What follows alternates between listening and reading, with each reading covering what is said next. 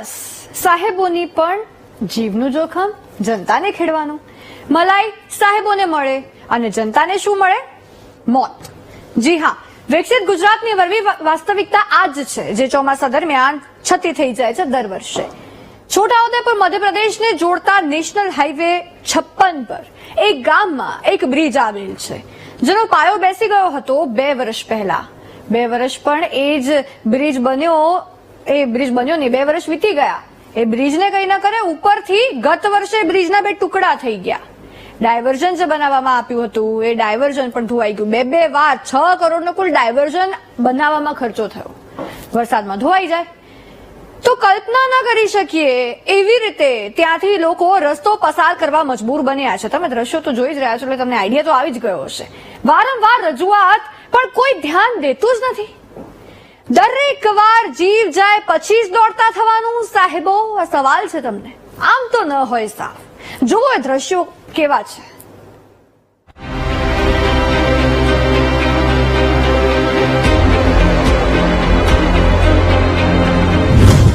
તંત્રના પાપે બ્રિજ તૂટ્યો, તંત્રના પાપે ડાયવર્ઝન ધોવાયું.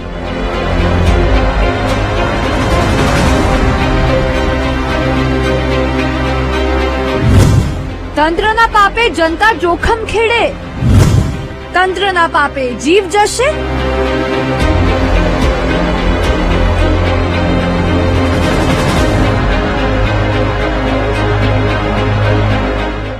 દ્રશ્યો છે છોટાઉદેપુર મધ્યપ્રદેશને જોડતા નેશનલ હાઈવે નંબર 56 પરના સિહોદ ગામ પાસે આવેલ ભારજ નદી પરના પુલના. જોવો કેવી રીતે તૂટ્યો છે આ બ્રિજ. આ બ્રિજનો પાયો ઓગસ્ટ 2023માં બેસી ગયો. બ્રિજની બાજુમાં 2 કરોડના ખર્ચે ડાયવર્ઝન બનાવવામાં આવ્યું હતું, પણ થયું એમ કે જુલાઈ 2024માં જન્માષ્ટમીના દિવસે એ ડાયવર્ઝન ધોવાઈ ગયું વરસાદમાં, અને એ પછી બેસી ગયેલા પુલના પણ 2 ટુકડા થઈ ગયા. એટલે 4 કરોડના ખર્ચે ફરી ડાયવર્ઝન બનાવ્યું, પણ આ ચોમાસામાં એ ડાયવર્ઝન ધોવાઈ ગયું. આ પારથી પેલે પાર જવું કેમ? જિલ્લાની કરોડરજ્જુ સમાન રાષ્ટ્રીય ધોરીમાર્ગ બંધ થયો એટલે જિલ્લાના હેડક્વાર્ટર સુધી પહોંચવા 40 થી 50 કિલોમીટરનો ફેરો ફરવાનો લોકોને વારો આવ્યો છે. જનતા ભારજ નદીના પૂર્વના છેડે વાહનમાંથી ઉતરી 3 કિલોમીટર રેલવે બ્રિજની પટરી પર ચાલી નદીના પશ્ચિમના છેડે બીજા વાહનમાં બેસીને મુસાફરી કરવા મજબૂર છે. જોવો દ્રશ્યો, જોવો કેટલા દયનીય છે.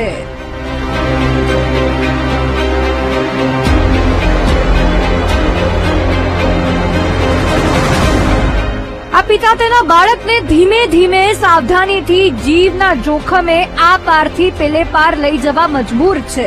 જોવો કેટલું ધ્યાન રાખી રહ્યા છે.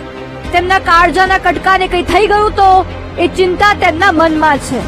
જો તેમનો પગ અહીંયાથી લપસ્યો તો કેટલી મોટી દુર્ઘટના થઈ શકે.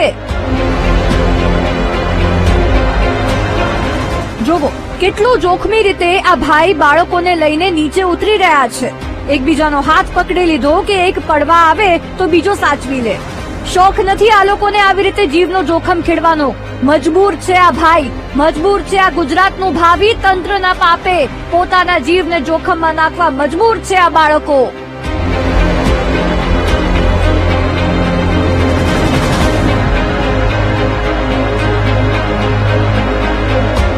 લોકોને કેટલી હદે મુશ્કેલીનો સામનો કરવો પડે છે તંત્રના પાપે. સાંભળો. રોજિંદા 3 કિલોમીટર જવું અને આવવું એટલે અપડાઉન રેલવેના બ્રિજ ઉપર જીવના જોખમ રૂપે જઈ અને આવવું અને સામે વાહનો મૂકવા અને જે સાઈડ થી અમે ધારો કે સિહોદના આ બ્રિજ થી અમે ચડીએ અને તૂટેલા બ્રિજ બાજુ અમે ઉતરીએ તો એક તબક્કે એવું માની લઈએ કે વિદ્યાર્થીઓને ખૂબ મુશ્કેલી છે, આરોગ્ય વાળા જે વ્યક્તિઓ એમને ખૂબ મુશ્કેલીઓ છે, રોજિંદા ખેડૂતો, માં, દીકરીઓ, તમામ તમે જોઈ શકો છો. તમામ લોકો આ રેલવેનો જોખમી ઉપયોગ કરી રહ્યા છે પોતાના જીવના જોખમ ખેડીને. અમે પૂછ્યું કે સમસ્યા માટે રજૂઆત કરી તો સાંભળો શું જવાબ મળ્યો.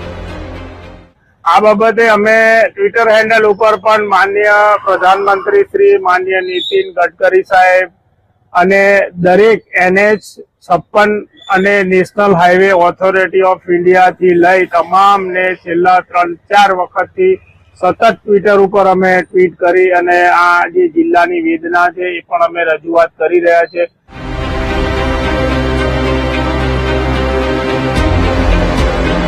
લોકોની સમસ્યા વિશે જાણીને વીટીવી ન્યૂઝ તો ત્યાં પહોંચી ગયું. તંત્ર ક્યારે પહોંચશે? ક્યાં સુધી રેલવે બ્રિજ પરથી જોખમી રીતે જનતા પસાર થવા મજબૂર રહેશે? કોઈનો જીવ જશે પછી તંત્ર કામે લાગશે? જોવું રહ્યું. Rajesh Rathwa, VTV news, Chhota Udepur. આપણે ત્યાં સરકાર